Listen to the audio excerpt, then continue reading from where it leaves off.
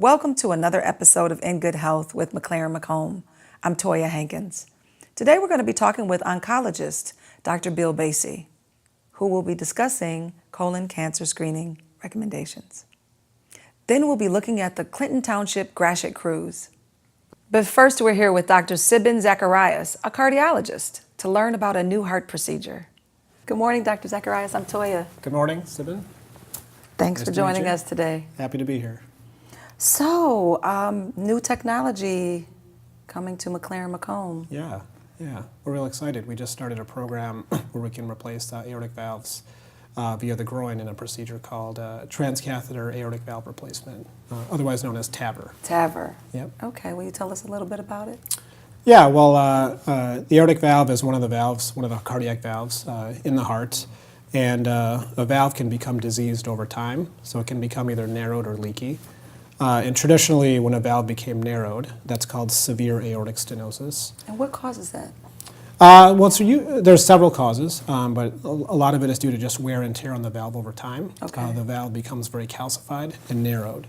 And when that happens, blood does not pass through that valve as easy as it would like.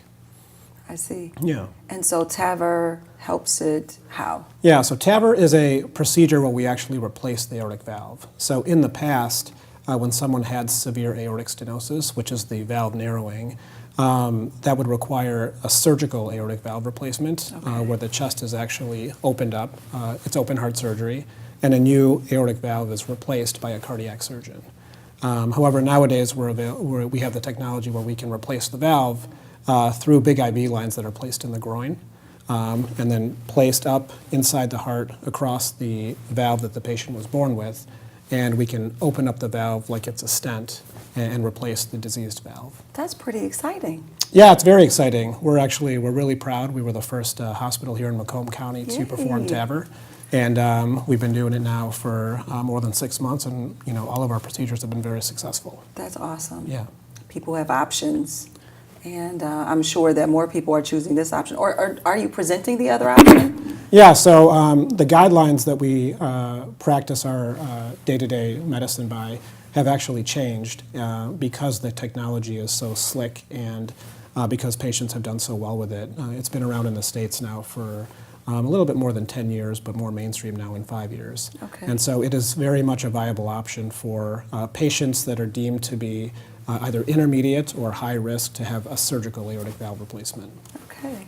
TAVR. Is it something that every cardiologist offers, or is it a procedure that's common among cardiologists, or does it require special training or special understanding?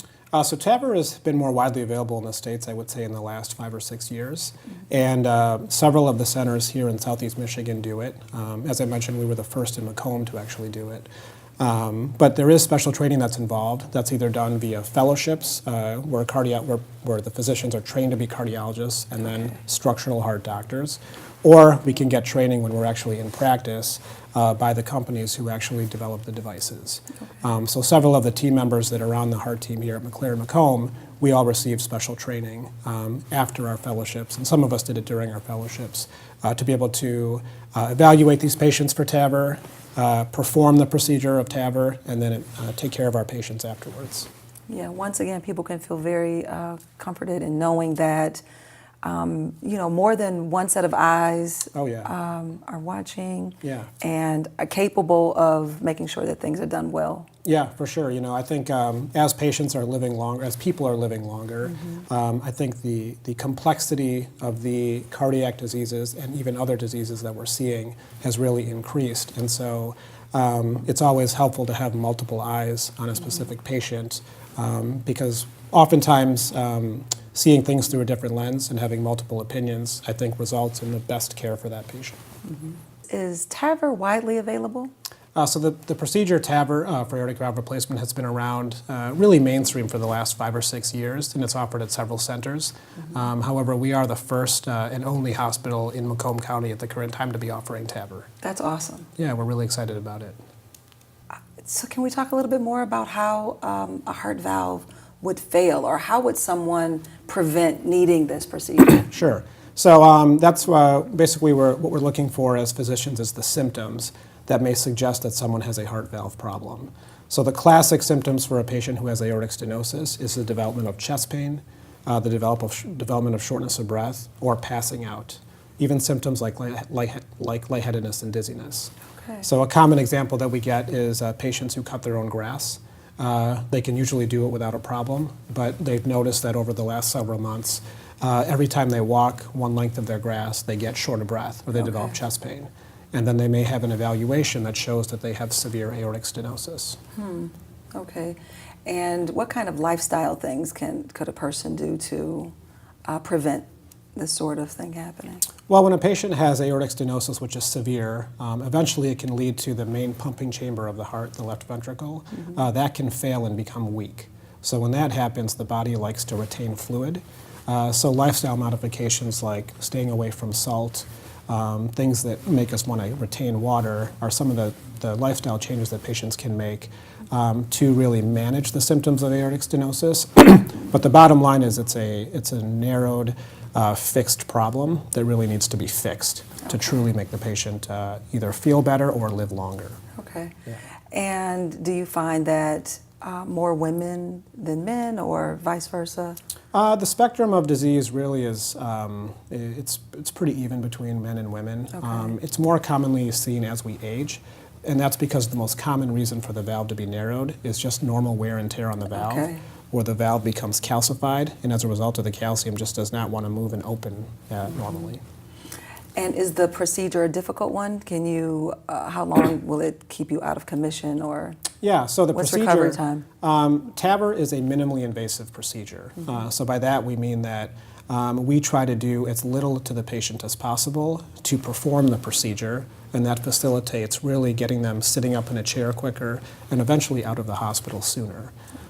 So the wonderful thing about TAVR is it's not really just one person. It's actually a multidisciplinary team that is really working to not only evaluate the patient, but then to actually treat them and then take care of them after the procedure.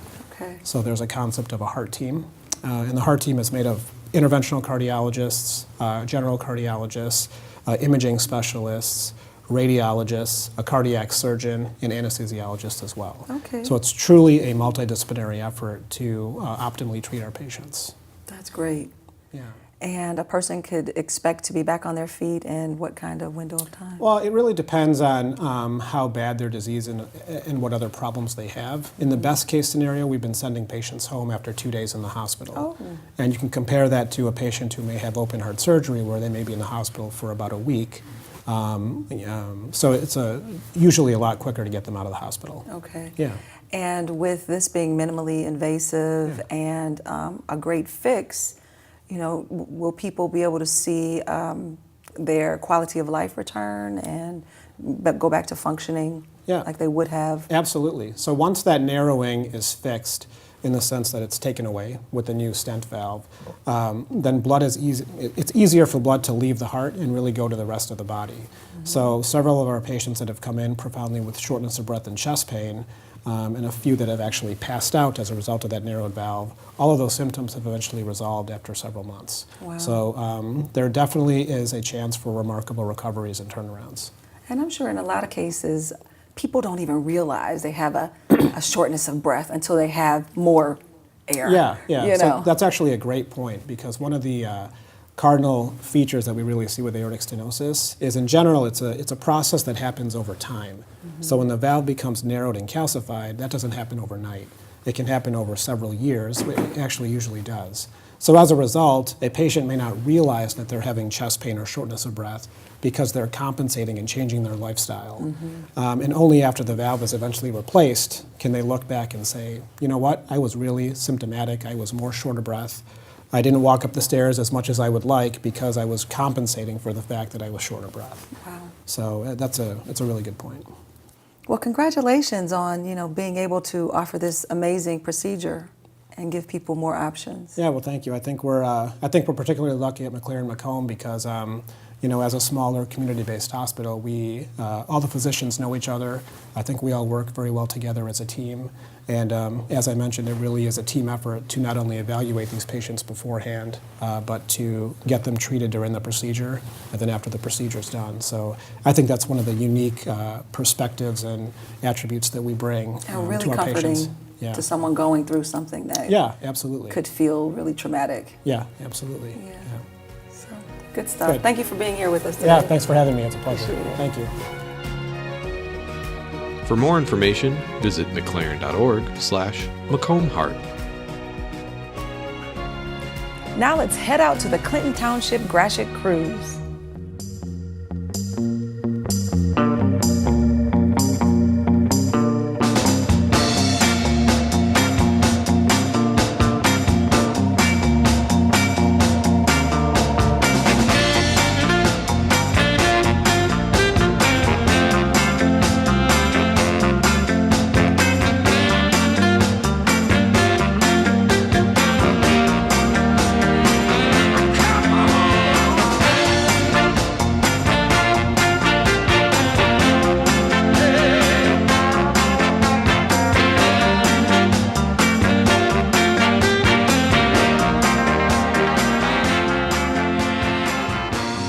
Tim Vargas, you work with McLaren Macomb, and this is your building, this is your parking lot, this is your helicopter landing area now, and every year you open your doors graciously, not only to welcome us with our cars, but now you feed half the people that are here. Absolutely. Well, we're happy to do it. McLaren Macomb, very proud to be a member of the community here, not only the medical community, but among the residents. We support as much as we can all the local events.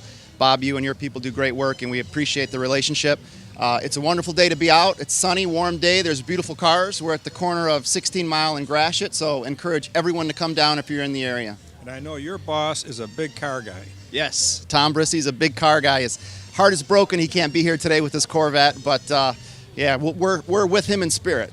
But the whole organization is here. You've got Louise and others who are here welcoming us in our community. It's the very least we can do. It's just giving back to the community that's welcomed us. Again, we're proud to be a member and happy to be here today, Bob. And it just isn't today. All year long, different things we do in the township. That's true. Yeah. You're out there with your tents, giving away things, helping people be healthy. That's right. That's right. And teaching them how to be healthy. Yeah, very important. Very important that we not only stay healthy, but prevent illness and prevent sickness in the community. Anything we can do just to improve the lifestyle of the members in Macomb County. Well, thank you, Tim, and thank you to your staff. Thank you.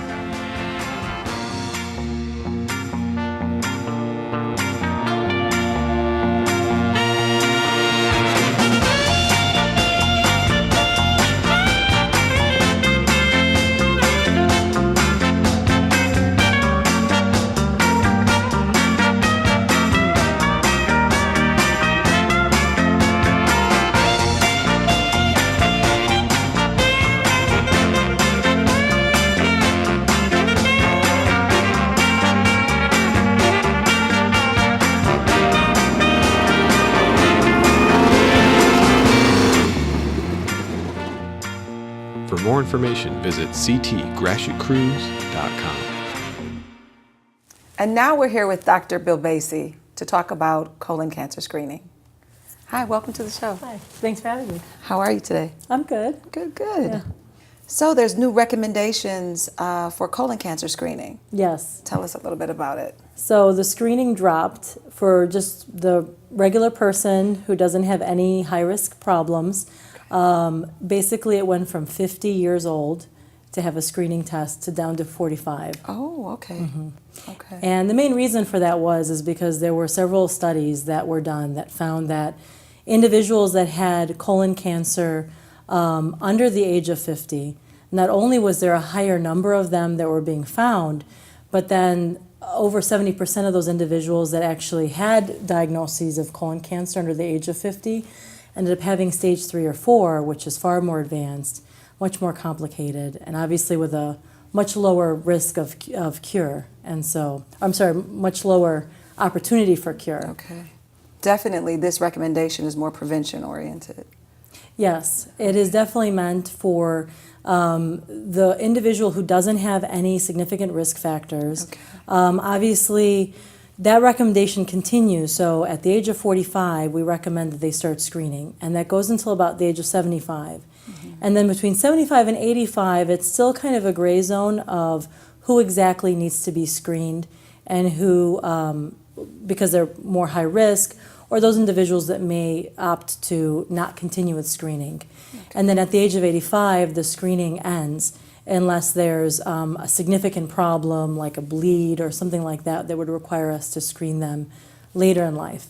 But typically by the age of 85, it's recommended that we stop screening individuals that just have, routine medical problems. Is colon your only focus, or is it So your no, because I work with the Karmanos Cancer Institute here in Mount Clemens. Okay. I actually see a variety of different malignant problems as well as benign hematologic issues. Okay. Unfortunately, colon cancer is very common, so I see quite a number of individuals in my practice that have it. But they're not the only people I see. I see people with breast, lung, many of the other common cancers, and in fact, we at the Cancer Center see everybody with all cancer forms. And one thing that we found that was unfortunate is that with the individuals that are being found to have the colon cancer before the age of 50, there's really no reason why this is happening. We assume it's something environmental. Maybe through the generations there's been a change in our diet, that we're eating things that are perhaps more carcinogenic, or we're doing something that's more carcinogenic. But we actually don't know why there's more individuals that are being found to have colon cancer before the age of 50. And we also don't know why it tends to be the case for colon cancer, but also for many other cancers like lung and breast, that the younger you're found to have the cancer, it typically is more advanced. Part of that is because we just don't have very good screening methods. So one of the ideas behind the American Cancer Society recommending this drop to the age of 45 for screening was because of the fact that we don't know. So we figured we should Just get just ahead of screen it. everybody. Exactly. Get ahead of it. Make sure that if we can catch it earlier, that we're going to do that. I wouldn't be surprised if in the future they consider pushing it further to the age of 40. Definitely one thing that I didn't really touch on very much was the fact that I'm talking mainly about the individuals that have no symptoms, no risk factors really that we know of. For those individuals that have risk factors, either they have a personal history of bowel disease, they have a family history of bowel disease, particularly colon cancer, they ought to be tested much earlier than the age of 45. For example, if you have someone in your family that had a known colon cancer under that age, that the recommendation is that the other family members be tested 10 years prior to that. So for example, somebody gets colon cancer at the age of 40, everyone else in that family should be tested at the age of 30. Okay, that makes sense. So, so those guidelines the American Cancer Society put out were strictly to change the general population's risk and to decrease the frequency of having more advanced cancer in the general population. But from person to person with family history and their own medical history going into play, the gastroenterologist will take each case by case and decide when and if a colonoscopy is really necessary. I talk with people that don't realize that it's not okay to not have a bowel movement every day. Yes, so it's very true. Yeah. I think that Awareness or education around those kinds of things could probably. Well, and one of the problems is it's obviously not a conversation that anyone wants to have. And of course, many people find it either disgusting or embarrassing. Right. And so they don't realize that when it comes to talking to your doctor, it's a totally different conversation than when you're talking to a friend or a family member. That we hope that you would be open and relaxed enough to have those conversations with us and be very frank about your bowel function, particularly because we're asking about it. So if we're asking about it, it's important to us, and we want you to tell us exactly what's going on. Right. Are there any signs that they should look for that might give them caution around the fact that something might be going on? Yes. So for individuals that have a personal history of either an inflammatory bowel disease or anemia, oftentimes iron deficiency is one of the first things that we see in this particular illness. Okay. And so pretty much anyone with iron deficiency always has a stool test done at the very least to check for any sign of bleeding that might be occurring in the gastrointestinal tract. So with those symptoms, those are usually the most common. Sometimes you can see pain in the abdomen, and that could be the first sign, but typically that's something that we tend to see in people that have more advanced disease or something else is going on in the colon. They go in and they do a colonoscopy and check, and then they happen to see the colon cancers there. The problem is colon cancer in and of itself does not have a lot of symptoms. Okay. You tend to see bleeding in some, but not everyone. And it's very rare to actually find someone who had abdominal pain beforehand. So unless they were noted to have iron deficiency, the vast majority of people that we're catching with colon cancer is because of the fact that they had screening testing done. Okay. And what could a person do to prevent colon cancer? Like, are there some lifestyle or dietary things that you'd recommend? So it's interesting because there are a lot of new research that's being done kind of in the herbal homeopathic realm, looking at, is there something in the environment that's causing this? The problem is we all carry cancer cells in our body. And it's a question of what is it that causes that second hit that causes us to actually get cancer as opposed to the next person who may have done the exact same things in their life. We know there's definitely a genetic link for some individuals that have colon cancer. And so those individuals that have a higher risk tend to be because either they have had injury to their colon from like inflammatory bowel diseases like Crohn's disease or ulcerative colitis. So keeping those diseases in check can always be very helpful and can prevent any sort of advanced injury that causes cancer. But for the regular individual who doesn't have these other diseases in their colon, obviously eating a healthy diet, high fiber, lots of water. One thing that we found recently is actually eating a lot of foods that have more like meat with charred aspects to it. Over grilling food actually can be, carcinogenic. So we have to be careful about those foods and to try to stick with more like a plant-based diet. Okay. And I know that probiotics and prebiotics are all the buzz right now.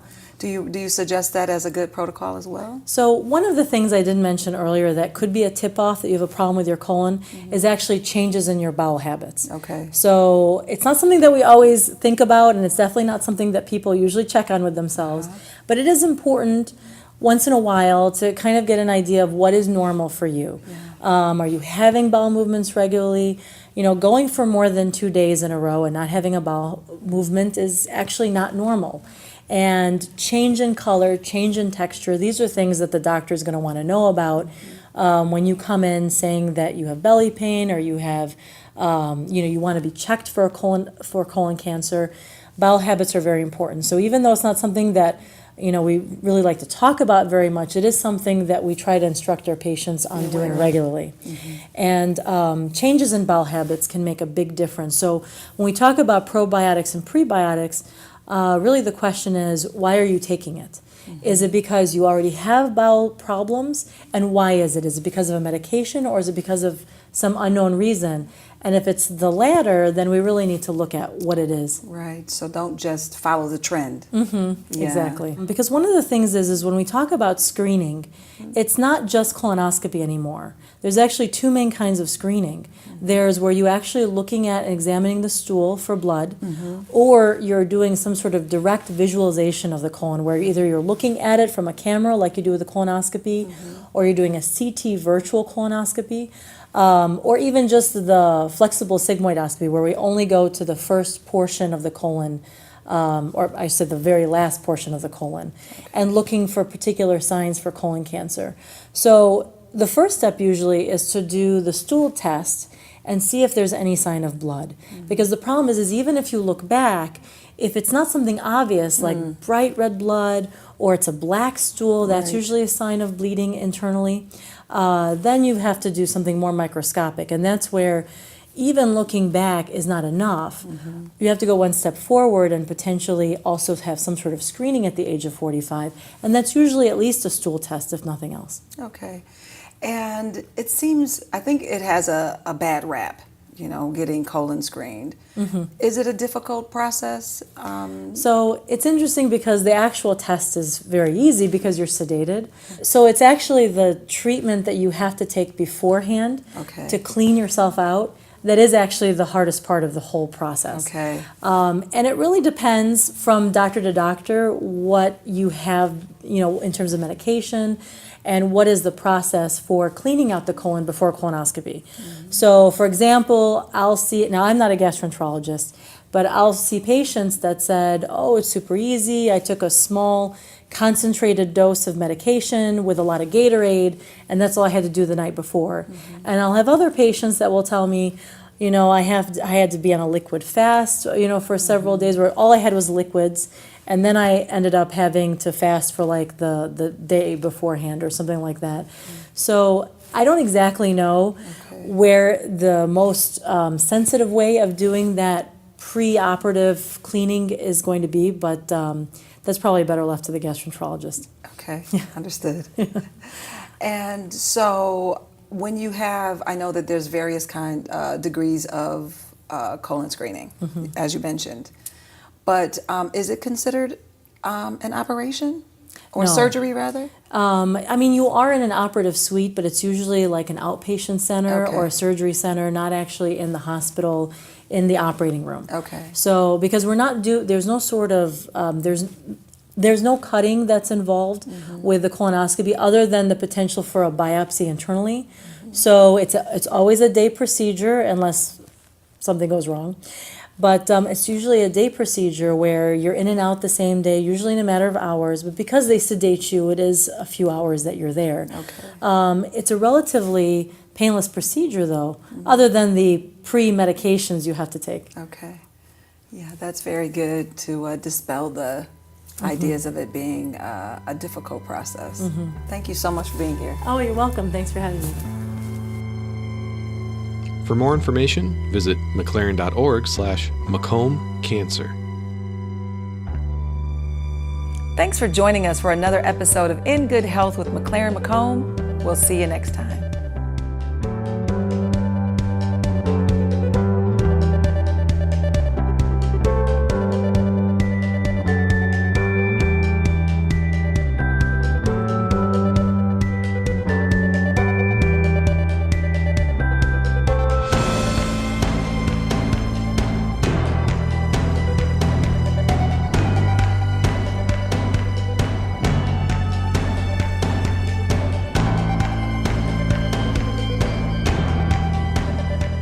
To watch this episode again, visit mclaren.org/Macomb blog.